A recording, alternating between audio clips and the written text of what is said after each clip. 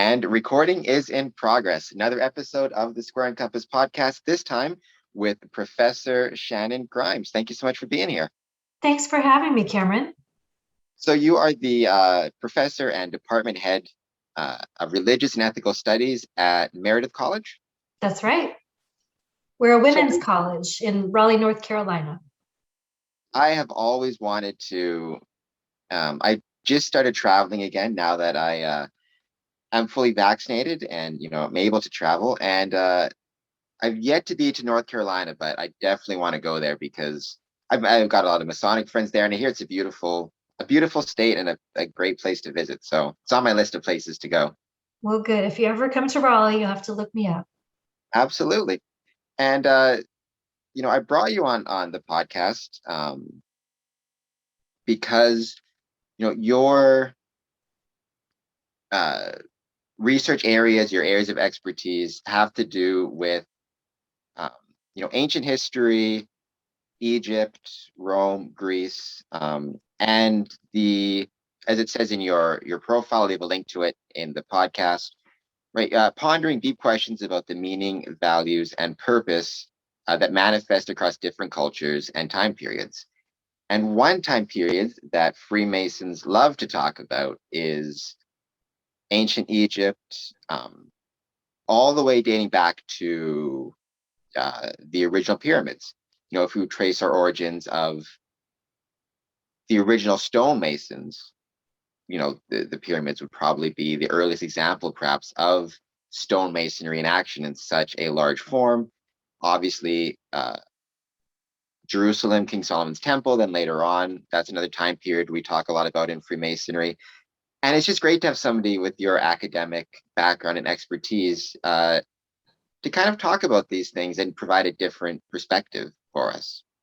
But before I get too far into the Masonic aspect of it, what is it that first drew you and made you interested in these time periods? And why is it what is it about those time periods that you think may still resonate today and is of value to your students and also to the general public?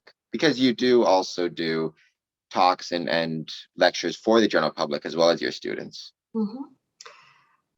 That's a really good question and an interesting question.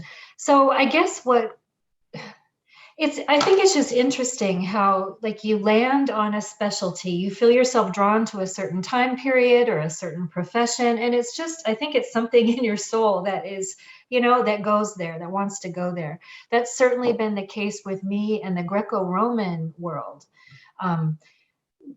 I guess goddesses, I would say, are what drew me in. From a very early age, I was interested in goddesses, and I read a lot of Greek mythology, and I really loved Artemis, the goddess of the moon. And I would say, I wish I could pray to Artemis. And then later, when I got to be a teenager, I discovered, you actually can't. There's a whole pagan movement, a whole goddess revival going on. This was in the 1980s. And so that was very much a part of my background. So goddesses drew me into the Greco-Roman period, and I haven't left. I've been there since I was about 7 or 8 years old, I think, kind of immersed in that world or wanting to study that world. As far as what value I think it has now, there's so much, and I can speak more generally about that. The Roman period, certainly, and the rise of Christianity in that period certainly has a lot of lessons for us in empire, right? what it means to create empire and what that does to other people, how certain voices get marginalized, left out of conversations, etc. I'm also really drawn to religion and science in that period because they were very closely intertwined. So religion, philosophy, and science were really part of the same thing. Popular religion was not necessarily involved with science, but certainly the more philosophical aspects of religion. So I'm really drawn to that too. And there's an appreciation for the natural world that you find in these religions and philosophies that I think we can learn a lot from today in this time of environmental crisis. it's interesting you're talking about um, kind of not really, necessarily knowing for sure what it is about um, that time period or Greco-Roman history. It's just one of those things that for whatever reason, you find yourself attracted to or found yourself attracted to.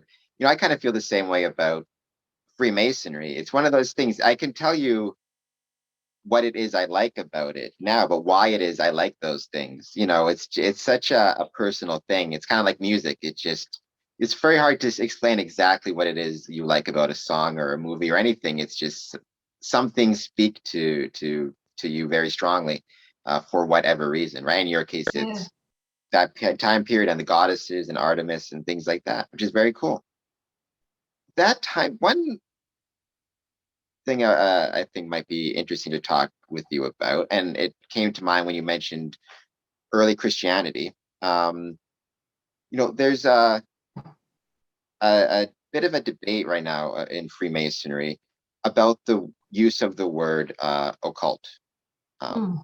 a lot of There are certain Masons who very much shy away from it because they feel it has too many negative connotations in popular culture and very much, sacrificing goats or whatever it might be. Whereas there's a lot of other Masons now who are trying to, in a sense, reclaim the word occult because in their mind, or what they point out is, the word occult really just means hidden, which in a certain extent, Masonic Freemasonry is not hidden, but many of our rituals and secrets are meant to be hidden.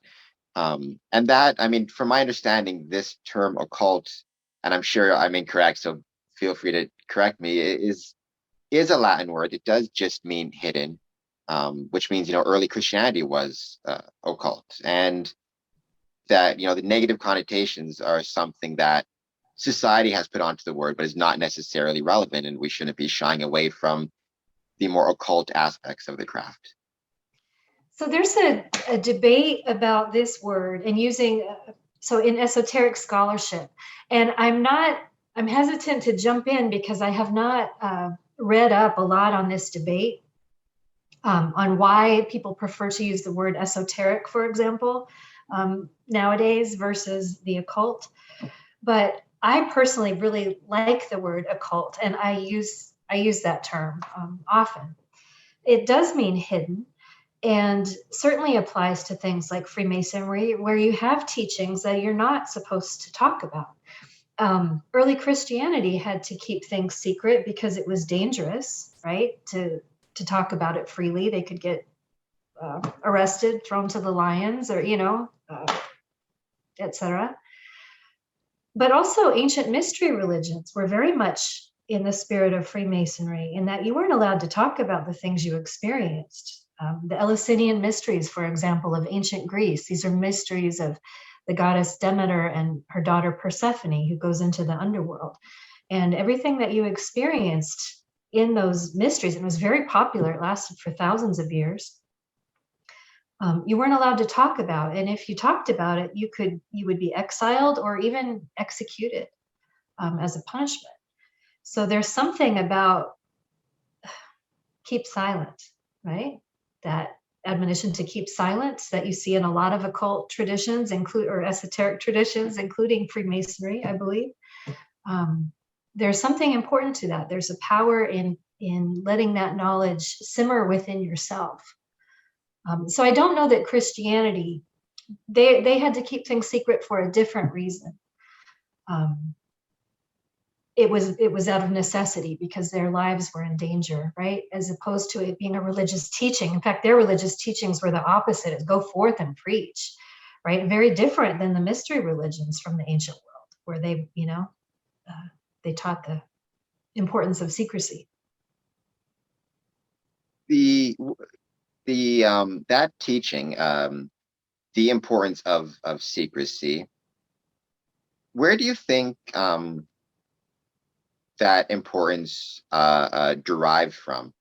I mean, from my perspective, the Masonic perspective that I've always attributed to the benefits of the secrecy aspect of it is, it's a way to, properly identify other members of the craft. It's the close equivalent to, like, it's, back in the day of stonemasons, it was about protecting trade secrets as a guild. Now it's more, if I meet somebody on the street and they're wearing, say, square and compasses as a pin, and I have ways of ensuring that they are a Freemason, and it creates a connection to them immediately. So was that part of it, or was it more a philosophical idea of, as you said, keep letting those ideas and teachings simmer and not spreading them to the world? I guess just what was the value placed on secrecy and keeping things hidden? I can't say for sure because we don't know very much about the ancient mystery religions because they were secret. I mean, we have evidence, archaeological evidence, and we have some literary evidence for things that went on, but it's illusions, and we don't have a full picture. But my idea about this, think of it like a spoiler alert, right? When you're waiting for the final episode of whatever show you're watching to come on, and you see there's news stories coming out about it, and you don't want to read them because you don't want the experience to be ruined. First of all, you don't want to know the ending.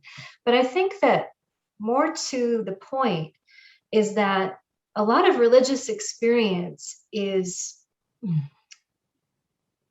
inexpressible, really.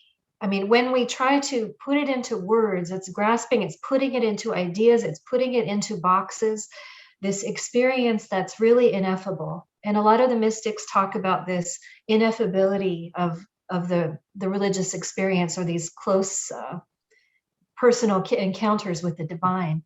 You can't, once you put it into words, you capture it. It's like putting it into a box. Your ideas are like a box. And so there's something about maybe not saying it. So to make sure that your description of what happens, maybe I experience it differently. Maybe it means something different. It hits me differently.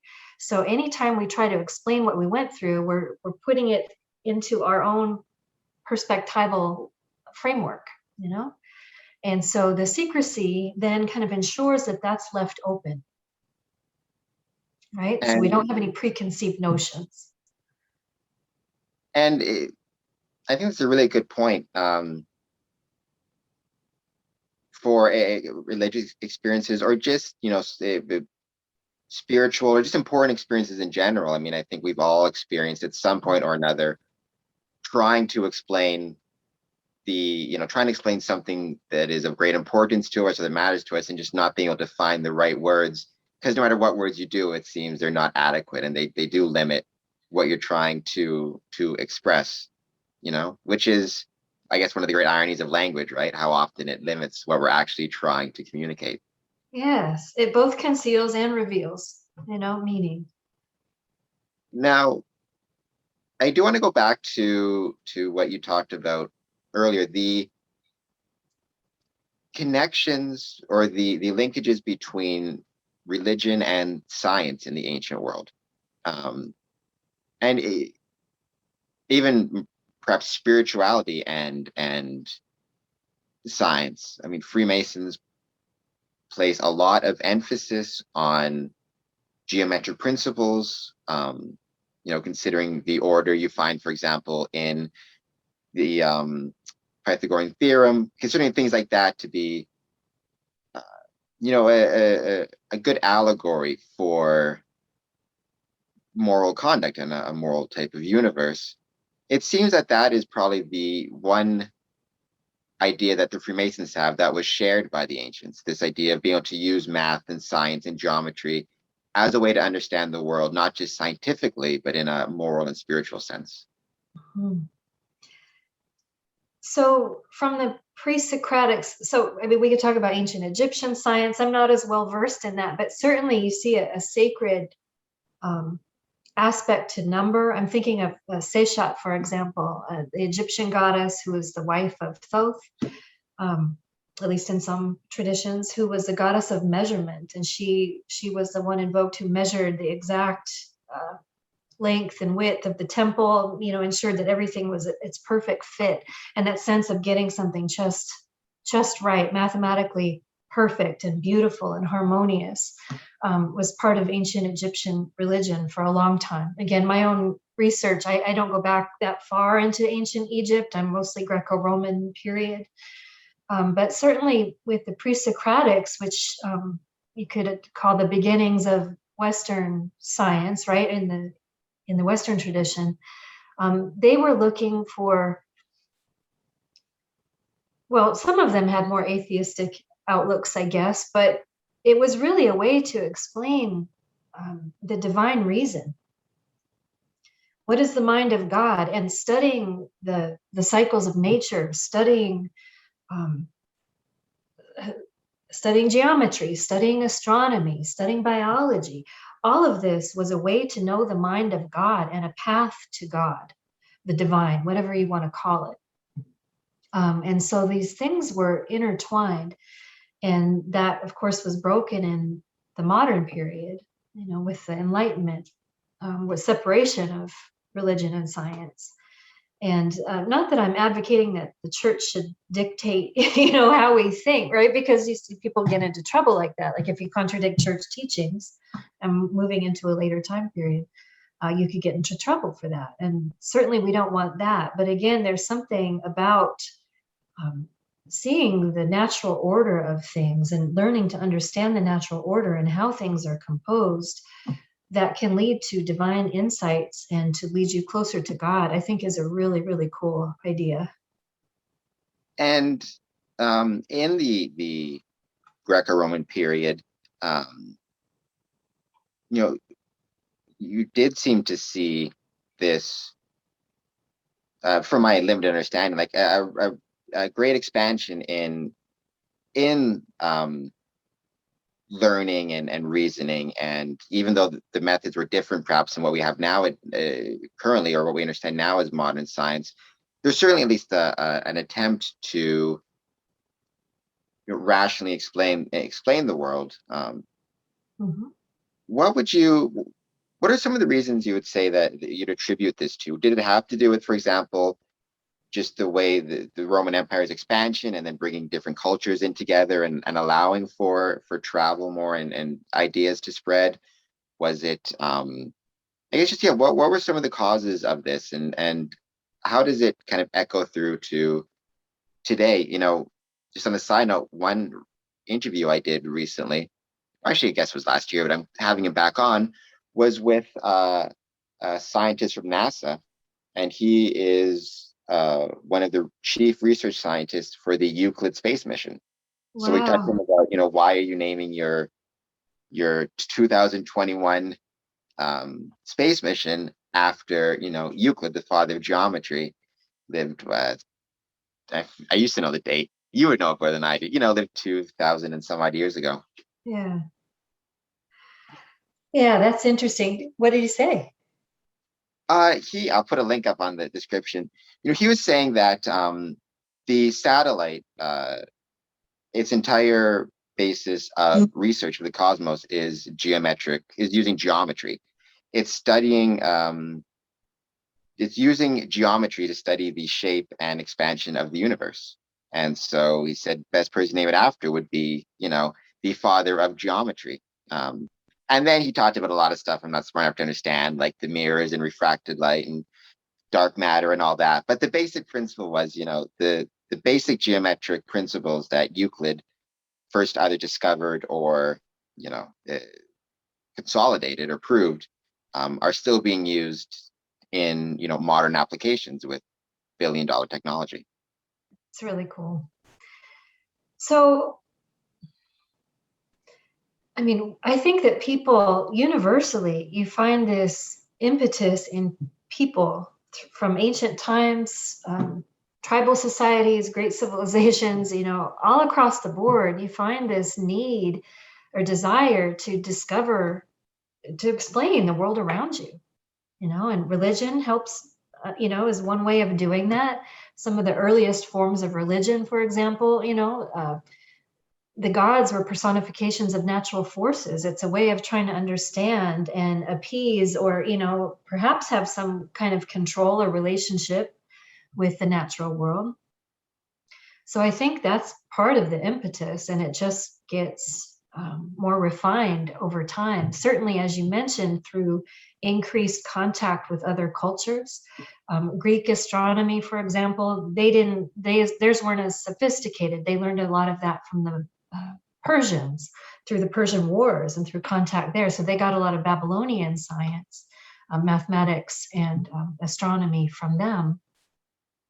Egyptians, too, weren't as sophisticated astronomically like with their science of astronomy. That comes from other cultures too.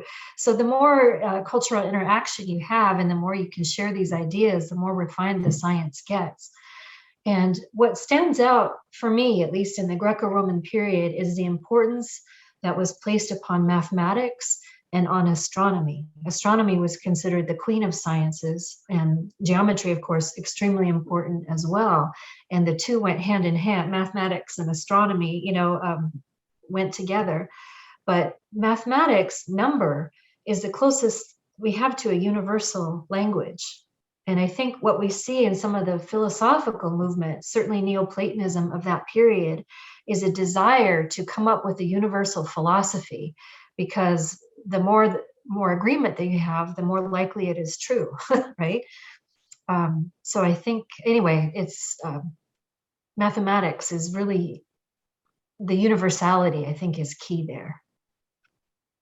It's interesting you bring that up, and the word universe. A couple of days from now, I have an interview with a professor who's on the Galileo mission with Dr. Avi Loeb, but she is the purpose of the Galileo mission is to look for signs of extraterrestrial technological signatures through Harvard. But all the kind of evidence you see points to this idea that experts I read, math it might be the universal language on Earth, but also any type of contact we have out there in the universe, if it ever happens, it would be mathematic as well. Math seems to be the one common, hopefully the one common thing we have to communicate and understand, not just other cultures on this Earth, but who knows, maybe one day out in the stars. The astronomy, something I find really fascinating. Just, I can't remember the story now, but the ability, for example, of, I believe it was a Greek scientist to, measure the curvature of the Earth using the sun and shadows, and understand, people guessing at this shape of the Earth and making predictions, thousands and thousands of years ago. What was it you think about astronomy that was so important in ancient culture, and why is it that they were so focused on that and made such leaps in that area, calculating the size of the Earth with a stick and a shadow type of thing? Right. So I can't speak to the stick and the shadow example, but I mean, the cosmos is amazing. Don't we still have a sense of great wonder when we look up at a starry sky? And imagine seeing the sky back then when there's no light pollution. If you've ever seen the sky from a remote area like the desert, for example, wow, the stars are amazing. And to be able to recognize patterns in the sky, and recurring patterns, more than that. So this part of, again, the human impetus to figure out the world around you and to try to make sense of, what you're seeing. So in early religious examples, I can speak more to that as a religion scholar, but a lot of it was with these recurring patterns is, how does this affect life on Earth? So are these lucky patterns that we're seeing? Are they unlucky days? And so early astronomy was filled with that. These are auspicious days or inauspicious days or times of year for certain things. And so that's where a lot of the science went. And I think it's really interesting that, they didn't separate, how do I say, they had a more holistic view just of everything. So to look at the sky, it wasn't just these objects in the sky, it was automatically seen as connected to you. And so astrology, right? Astrology and astronomy were the same thing. They were entirely interconnected. They weren't seen as two separate things. To study the stars is to also study the effect of the heavens on on human nature and how you reincarnate into this world. They believe that in Plato, for example, talked about in the Timaeus that we come from stars. And later Platonists talked about how as we travel through the cosmic structure, so the seven planets, right? You can imagine them as 7 layers, kind of concentric circles. I'm sure you've seen images of that.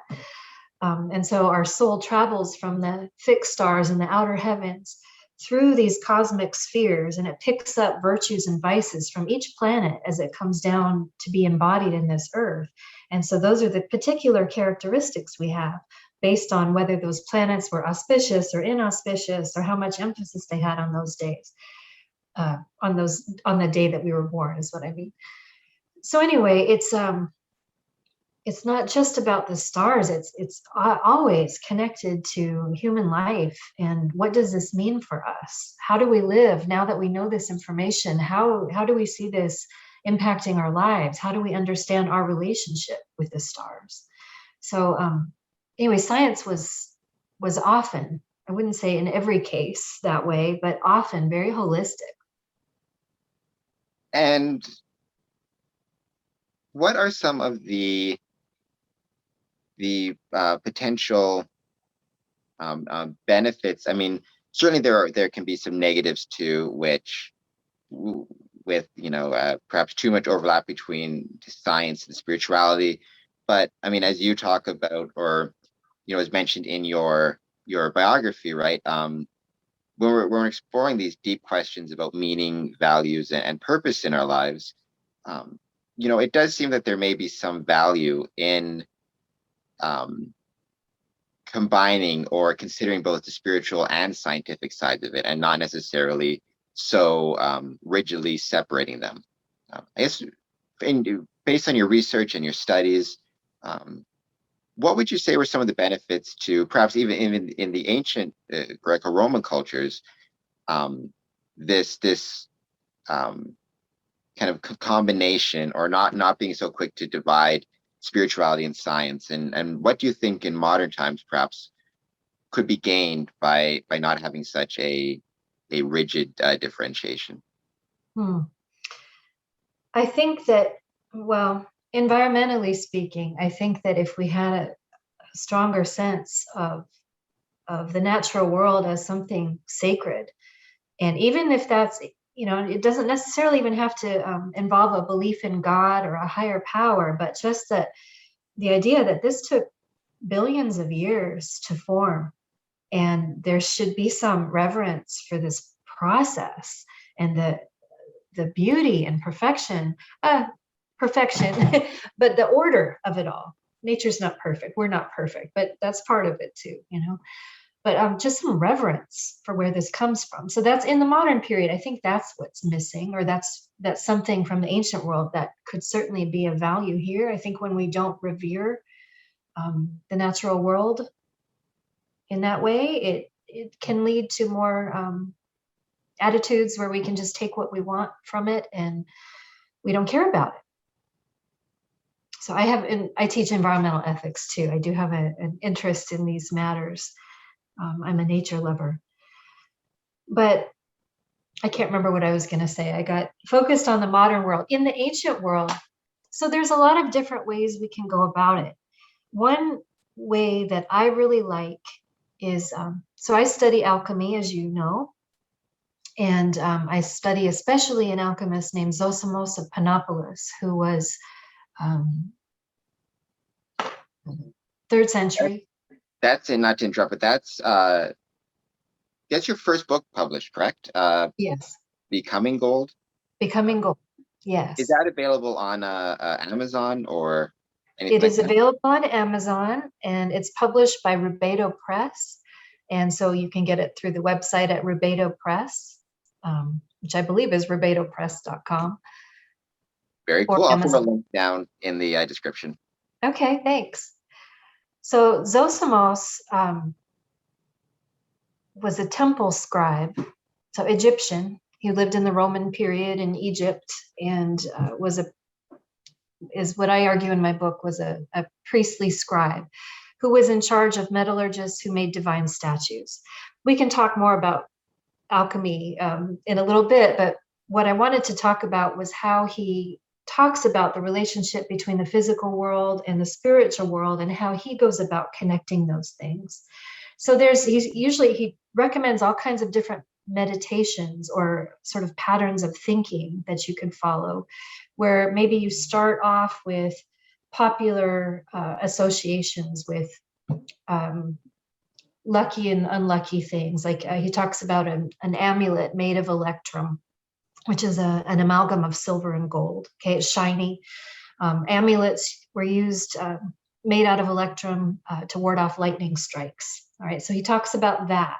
And then he moves from a more popular conception of it to electrum is also what mirrors are made of. And you can look in the mirror and see how pretty you are and how nice you look. And adjust your appearance, but also know thyself. You can look in the mirror that way. So he goes from these like popular associations or more superficial ideas and leads you into deeper philosophical ideas. And then the mirror becomes the mirror of the cosmos itself, reflecting the whole divine reality to you. And he takes you up kind of this ladder from the general, the popular, the superficial into the deepest spiritual teaching. And so in connecting, like astrology, for example, you can have more superficial understandings of it or uses of it and ways of talking about it. And then there are some really profound uses of it. And so I like how Zosimos kind of, you start here, but keep going until you reach that higher level or deeper level. Your interest in alchemy, you mentioned, right, the subject of your first book. Alchemy is one of those things that's neat. It keeps popping up, seems like, throughout history. I guess, what is it? All I know about it is the idea of a desire to turn lead into gold. But I suspect there's much more to it than that. I mean, what was your first? Kind of the same question as before at the start. What is it about alchemy that you find fascinating enough to write your first book about, and also just a bit about the history of alchemy, and why is it that you think that so many scientists and thinkers were attracted to alchemy? I mean, going up to like Newton, I think famously almost poisoned himself in his attempt to turn lead into gold. So I'll start with the personal. So I got interested in alchemy. I've always had an interest in esoteric subjects, right? So, but alchemy was hard. It was something that I had, maybe looked at in my late teens, early 20s, and I found it very difficult to understand. I went to a school in San Francisco for my master's degree called the California Institute of Integral Studies. It's in San Francisco. And they have really unique classes. They sort of they have some esoteric subjects, environmental subject philosophies that they teach. Anyway, it's a great school. But they had a course on alchemy there. And so I took it because I wanted to learn more. It's something that I'd never been able to understand, but I thought was really cool, especially the artwork. I loved looking at alchemical imagery. So in that class, I came out of that class and we studied Jungian approaches, we studied historical approaches to alchemy, and I still didn't have a very good understanding of it. A little bit better than I did before. But I came across Zosimos of Panopolis in that course. And it was this really weird text that we read. It's a famous text by him. It's called On Excellence, and it's a dream that he has, or he's describing it as a dream, and where he sees this priest who begins like gnawing off his flesh and then vomiting it back up, and the face is melting and the eyes are turning bloody. And so I guess Zosimos had me at vomiting priest. In that sense, where I became interested. And when I got to my PhD, I went to Syracuse University for my PhD. My first semester there, I took a course on sacrifice. And I remembered the sacrificial imagery from the alchemical text that I thought was so interesting and bizarre and grotesque. And I thought that would make a good paper. And then I just realized that nobody's really studying Zosimos in any depth. So I thought this would make for a great dissertation. And my advisor agreed. And so I took it from there. So I've been studying Zosimos in depth since 2001. A long time now. And so whether it be Zosimos or up to Newton, or all these different scholars throughout history, what is it about alchemy that was so attractive to them, and still is something that captures the imagination of people, even in 2021? Sure. So the idea of changing lead into gold was not the original part of alchemy. It certainly became that. But there are many different ways that alchemy was practiced, even in the Roman Egyptian context, in the city of Panopolis, which is what I've been studying. There were different approaches to alchemy back then. So what is it? What were they doing? This was my big question for my dissertation. And even in my dissertation, I really didn't get a good sense of what it was that they were trying to do. I finally, after many years later of reading and thinking about it, and especially exploring the Egyptian religious context of metallurgy and temples, I think I finally understood. So metallurgy was only practiced in the temple because there were precious metals, and the royal had royal control over precious metals, and the temples were where those metals were kept and they were worked on. So everything was stored there. All the equipment, all the furnaces were part of temple workshops. So it was a priests, right? Low-level priests to higher-level priests overseeing them, who were working on these metals. And they made all kinds of things, of course. Anything metal that you needed, they would make there. Everything metal was made there, except for like maybe big iron works. Okay, I'm talking about precious metals, decorative metals. So the most sacred thing, right? You have things that you might make for everyday use, but then you also have religious objects, sacred objects that were made. And so Zosimos, the guy that I study, seems to have been writing about statue making and making statues of the gods, and sort of the rituals that went into it, the religious thinking that went into making something material, metal, into imbued with divine presence, and sort of connecting those relationships between matter, rock, metal, and spirit, and how those things go together. So originally, I think that it wasn't about changing lead into gold, but gold in Egyptian thought it symbolized the divine. It's a precious metal that doesn't tarnish, it doesn't rust. It was valuable, so gold, and the sun is like Re or Ra. It's pronounced, I've heard it pronounced both ways. I'm not sure if there's a correct way, but Amun Ra, Amun Re, the solar god, was a preeminent deity, and in some cases in Egyptian history, the head deity, right? The core, like Zeus in Greece, right?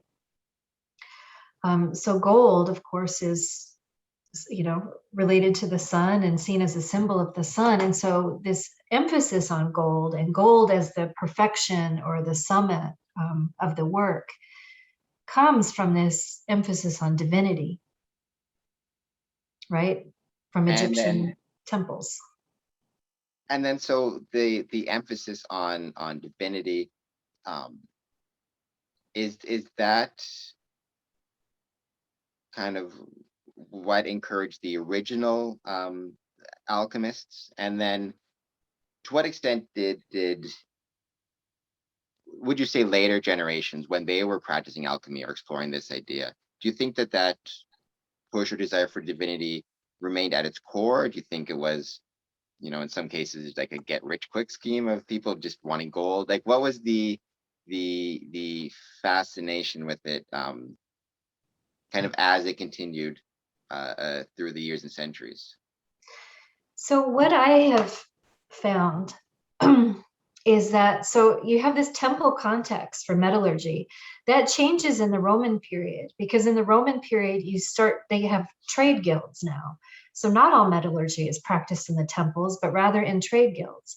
So there's a big economic shift, but there's also this religious aspect to metallurgy that's getting diffused and now spread beyond the temple context, right? So as these ideas get out, still Egypt was seen as the cradle of alchemy. All the all the alchemical texts from the ancient world originate in Egypt. It comes from Egypt. There's something about that temple tradition that was really important. But once the trade guilds come, and that's when we start to see the alchemical texts appear, right? It's probably the first time talking about occultism, right? Or secrecy. They weren't allowed to share those recipes. That only happens in the Roman period, where you start to see alchemical texts. And I think that's why, is because of the new economic context, where now they have to do business with trade guilds, and it's a larger economic network system. But anyway, once Christianity takes over and closes down the Egyptian temples, there's no more temple context. There's no more making divine statues and talking about, becoming gold in this spiritual way. But the recipes mention things like that. And without that context and without those priests, I think once those generations die out and that knowledge gets, I wouldn't say it gets lost as far as the temple context, but it transforms. It takes on different meanings. So making gold also has religious connotations when you look at Arabic alchemy, and in some European alchemy too later. But you also see some of the religious stuff recede into the background, and it becomes more about making, like these secrets for how to make gold, for get rich quick kind of, schemes. That's often how it goes, right? The sacred is only sacred until the economics get involved, and then things get a bit more murky, I think, is a pretty common pattern historically.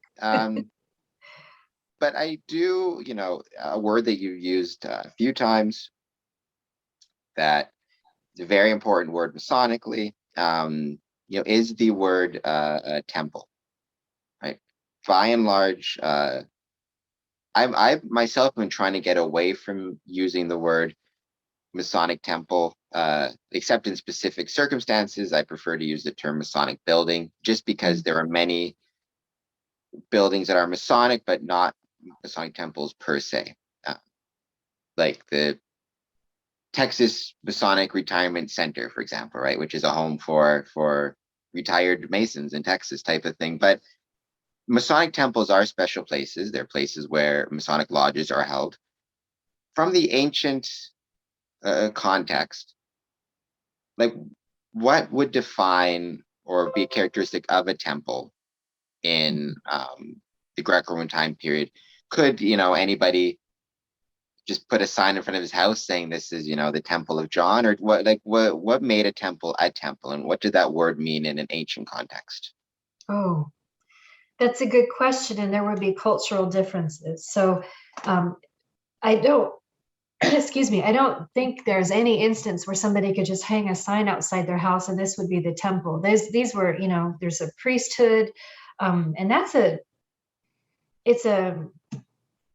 those positions were hereditary, and they came with money. That was a position of privilege to be a priest, and so you would inherit those positions usually from father to son, although there are certainly priestesses too. But these lines were family lines, and I wouldn't say necessarily the upper crust of society, but not the lower classes either. So not anybody could just come in and build a temple.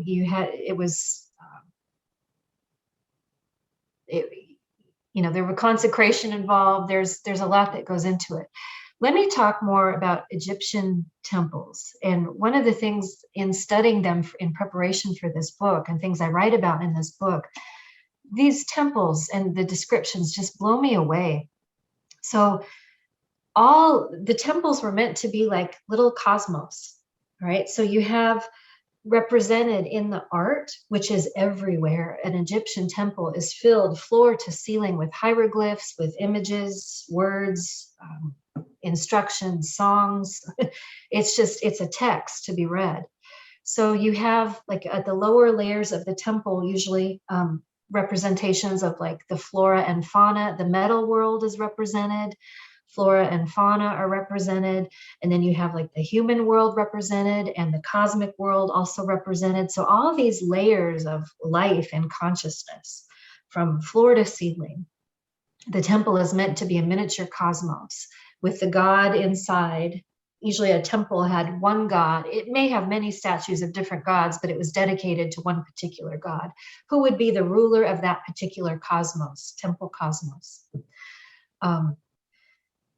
So yeah, those positions, again, were inherited, and they came with privilege, and just people didn't go into the temples. The priests went into the temples and worked with the gods, but the people didn't go in. They would usually stay outside and worship. There were also statues outside in courtyards. And this is true even like in the Temple of Solomon, you were mentioning earlier, the old biblical temple, right? Most of the work was done inside the temple by priests, and it was restricted access. People, it's not like a church where you can just go in, right, and be sitting there and doing things inside the church. In the ancient world, most of the public was outside, and the inside was reserved for the gods. It was a sacred house for the divine. Does that, you think, reflect comparing kind of the modern the modern relationship that people have to churches or places of worship in general, versus the ancient relationship, and kind of the changing ways in which, you know, the idea of what is sacred is defined? Like you said, right? I can, many times, because I love architecture, I love old churches, mosques, whatever it is. You can just walk into a church and be taking pictures, right? And obviously you want to be respectful of it, but that's a very different thing than, as you were saying, in, for example, the Egyptian temples, where there may be parts that were open to the public, but by and large, like in King Solomon's temple, some of it was open, but there was the Sanctus Sanctorum, and there were sacred spaces that were only reserved for the priests. I guess, how would the ancient cultures understand the idea of the word sacred, and what it means for something to be sacred, and how to make something sacred? And just because the idea of sacred is a word that sometimes gets thrown around in Masonic circles, but perhaps more in a modern context, then it seems like sacred was a much more carried much more weight, the idea of it, in ancient cultures. Mhm. That's a big question, and I'm not sure I have an easy answer for that. But something sacred is just something set apart. It's something made holy, and it may be something that's ordinary, but through the practice of a certain ritual of purification or consecration, it can be made holy. Sometimes things are made permanently holy, right? Temples, for example. Other times things are temporarily holy. It's only used for a certain ritual, and then maybe it's discarded, and it served its purpose and it throws away, or it goes back to being a more profane object, an everyday object that loses its sacred meaning. So it manifested in so many ways. Like animals could be sacred. Maybe an animal appeared in a ritual one time, like a chicken was in an Isis ritual, and then that chicken would never be eaten afterwards because it participated in a ritual, but it's not necessarily, it doesn't have the same sacred purpose as it did in the ritual. So there are degrees, is what I'm trying to say, of sacred. But set aside, it's something holy, it's something worthy of reverence. It's a way to connect to the divine. It's a living symbol of the divine. So, and that, I think, that is the key, and that is something that maybe we don't have much of in today's society, with like 24/7 smartphones and internet and computers and everything, kind of 24-hour news, it's all coming at you at once. The ability to have something set aside, whether it be uh, a place you go, or could be a place in your own house, but something that you set aside as being a sacred to you, and a place where you can kind of separate yourself from the world and meditate, or whatever it might be, try to find some peace and calm. It seems like that is something that is becoming harder and harder to find in 2021, as compared to even just 30, 40, 50 years ago, let alone. Absolutely. The idea of the Sabbath, for example, this holy day set aside, whether it's Saturday in the Jewish tradition or Sunday in the Christian, um, the Sabbath day was a day you're supposed to rest, because that's when God rested. And a lot of businesses were closed, for example, like you said, 30, 40, 50 years ago on the Sabbath. For that reason, to honor that sacred time. Time can also be sacred, right? Not just objects, but moments of time. And we don't, hardly anything is closed on a Sunday anymore. That's a big business day, right? A big shopping day, because people are off work. Yeah, so it's harder to find. You have to really carve out time, space, with intention. I think that's always true, though. To have something sacred involves intention, but it takes more effort, perhaps, these days. And that intention, the intention to create a sacred space, and then to maintain that sacred space, right? That is also something that is historical thing. Like in the ancient world, to my understanding, a sacred place could be a sacred place for hundreds and hundreds of years, whereas so often now you look at historical buildings, how often they are abandoned or torn down. It's funny, I find it, that's always been something I found really interesting about the ancient world. You would think, because life was a lot more precarious back then. I mean, uh, life expectancy was much shorter. You had far greater amounts of plague and all that type of stuff. You'd think that they would have more of a um, they would have more of a throwaway type of culture, but they were thinking about things not just for themselves, but the next 7, 8, 9 generations down the line. And I always just thought that was really interesting, that a culture that maybe it's because life was so precarious that they paid more attention to the sacred, and preserving sacred spaces and buildings and connecting with nature in a way that maybe we take for granted, because uh, we have so many more creature comforts, and our life expectancies are longer. Just a thought. I don't know if you have any ideas on that. But. Yeah, no, I think that there's something to that. I mean, our culture is so much more disposable than it was. You built things to last, right? To last through generations, and you'd reuse old, I'm talking about even in ancient times, right? You would pass things down, whether it's a profession that was handed down in the family, just to ensure that survival takes place. You would mend, old clothes or old goods. You wouldn't just, toss things away and buy new ones. I mean, think about just in our lifetimes. I don't know how old you are, but I've been around. I've just turned 51, so I've been around for that long, and just how much more we throw things away, how much faster. The life cycle of a smartphone, for example. You spend $500 or whatever on a phone, and then a few years later you have to throw it away and buy another one. Where anyway, it's just getting faster and faster and more disposable, which is too a problem. Yeah. And that maybe connects back to what you were talking about earlier. One of these lessons from the ancients is having a bit more reverence or respect for the environment and nature. And a throwaway culture perhaps is one that's not going to be appreciative of, like, whatever is in your smartphone came from somewhere. It came from a mine, it came from wherever the materials come from, right? And being a little bit more respectful of that, of the bricks that go into a building, of whatever it is, might encourage us to be a bit more appreciative of what we have, and not quite so quick to dispose of these things. Yeah.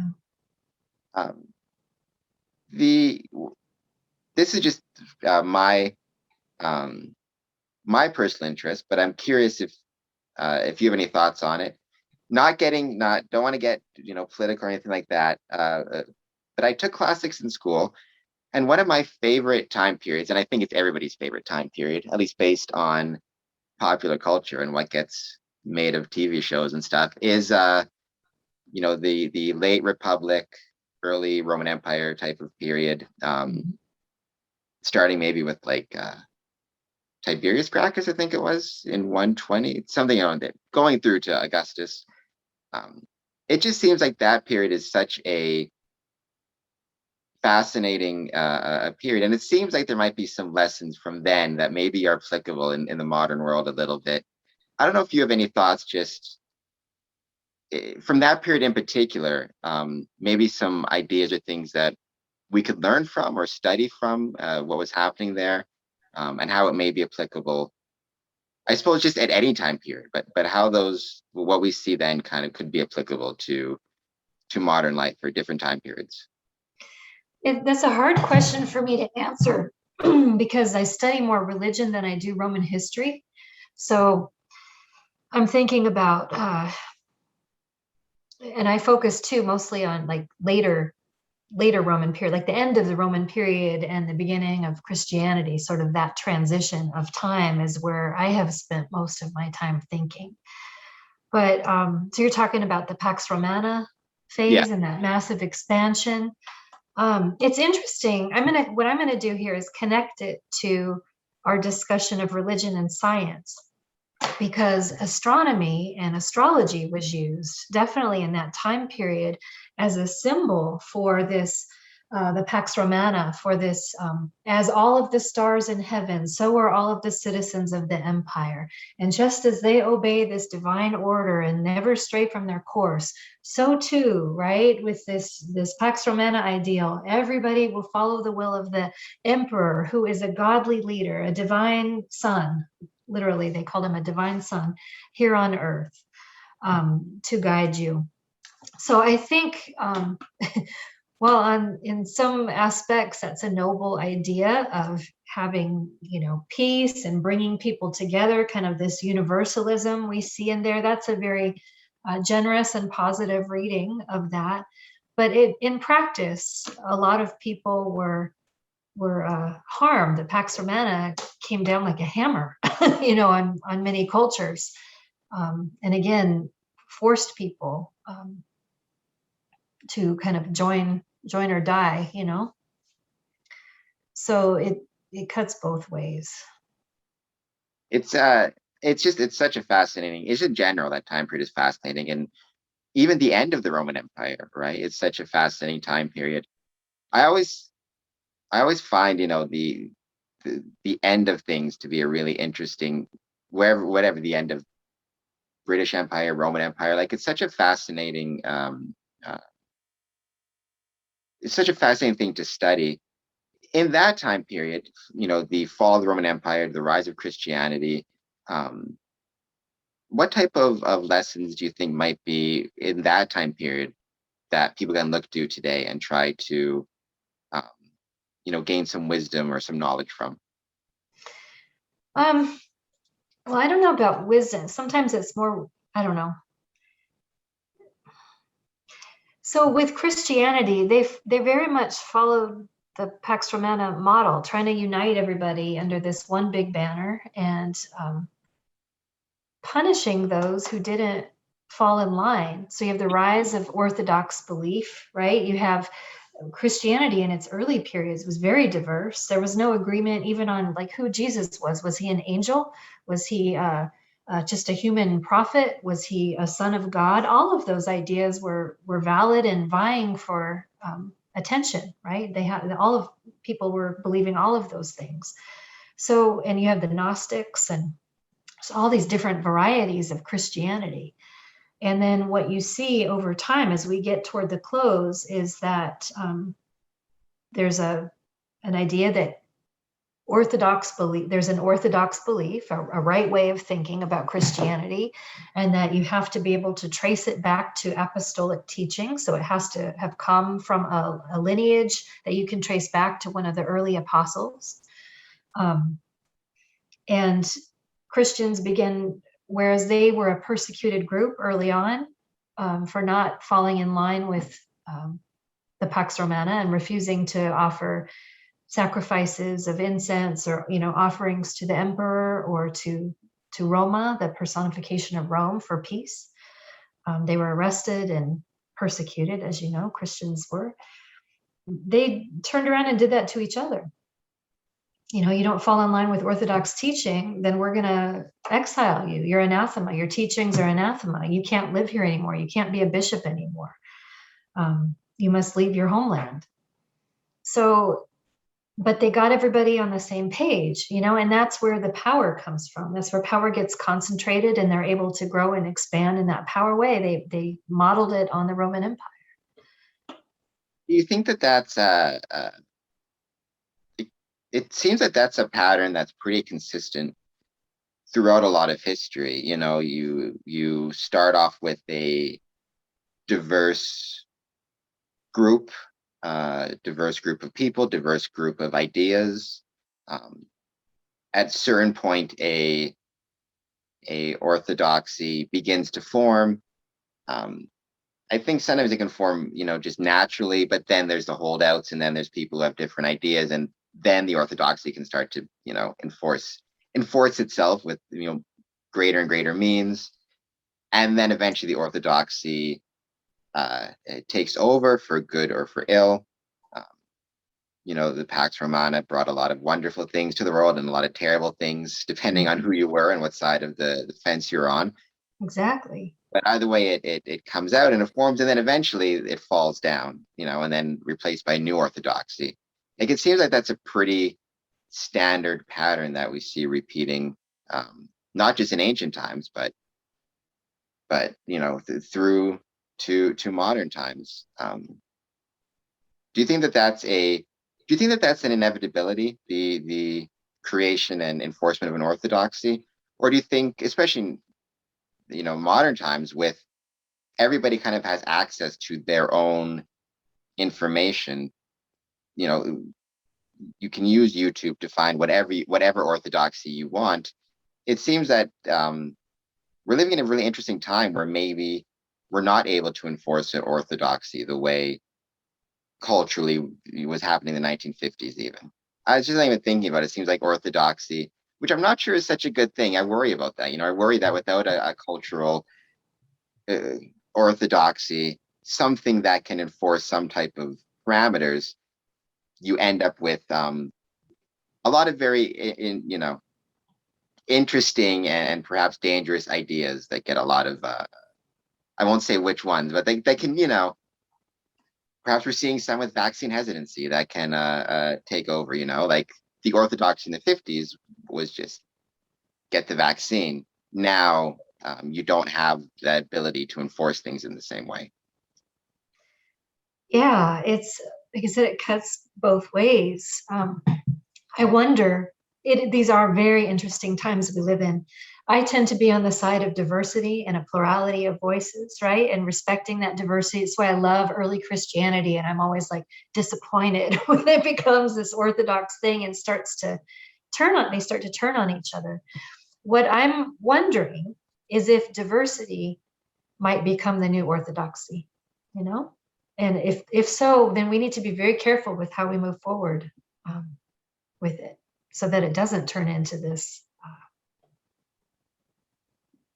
controlling power. It is definitely, I think, it's a very fascinating time but I'm sure everybody thinks that they're living in the most fascinating times. I'm sure there are plenty of people in Rome and Egypt who thought they were living in the most fascinating times. Oh, and they were, but so are we. I mean, yeah, maybe every generation is true, but we've had some pretty big things happen, even just in the last year, right? We have, absolutely. It's been a very interesting couple years for sure. but knock on wood, we'll all be able to get back to normal soon. Vaccination rates go up, all that good stuff. I guess that would be a good place to end the podcast with kind of in Rome and Egypt, in these time periods, we like to think, and certainly I like to get into this mindset of, woe is me, and this is the hardest time to be alive. But certainly back then they were dealing with some very interesting and challenging times, and talked about mortality rates, life expectancy. What was that, Rome and Egypt, what was their response to the general rule, or their best responses to challenge and to adversity? And how do they deal with things like death and the challenges of life and sickness and all these things that were prevalent in the ancient world, that was such a part of their lives? Were there any lessons in the way that they dealt with these things that you think can be applicable to us here in 2021? That's a good question. I'm not sure. I mean, from what I've seen about how they dealt with death and sickness, they suffered and expressed their suffering and their sorrow, just like, like we would today. They may have had different rituals around it and things, but those feelings of suffering are perennial. Humans have always had this. In Buddhist teachings, right? Life is marked by suffering. That's reality. So religion has been a way to sort of make that more palatable, make it better, try to explain, whether it's inventing or whether it's really journeying and experiencing realms beyond. I'm not going to say one way or the other, people have their own experiences of that, but, and feel, this idea that you have a blessed afterlife, I think was really important to them, that it's, even though you're suffering now, things will be okay in the afterlife, and do the best you can now, and you'll be rewarded for those efforts in the afterlife. I think that in the Egyptian, Greco-Roman religions, you see a lot of emphasis on that. I don't know that it's a lesson for us today, though. It's just that's kind of how they dealt with it.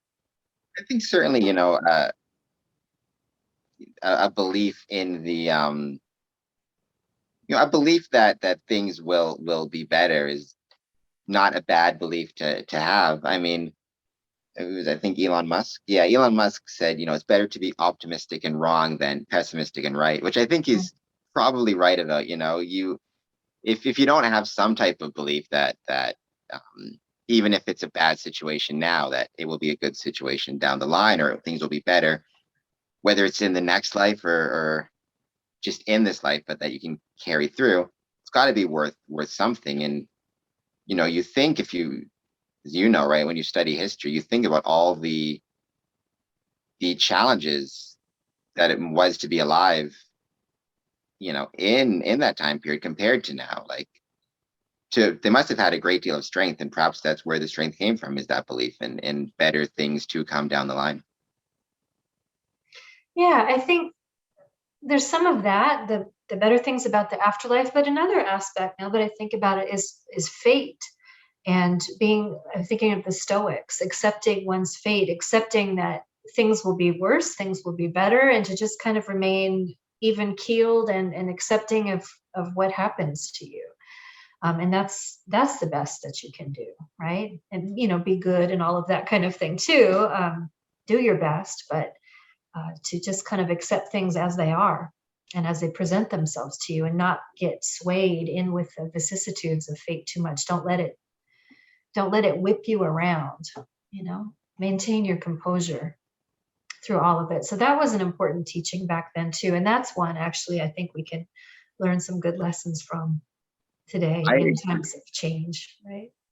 I agree. I think Stoicism, if there was more Stoicism, the world would probably be a much better place.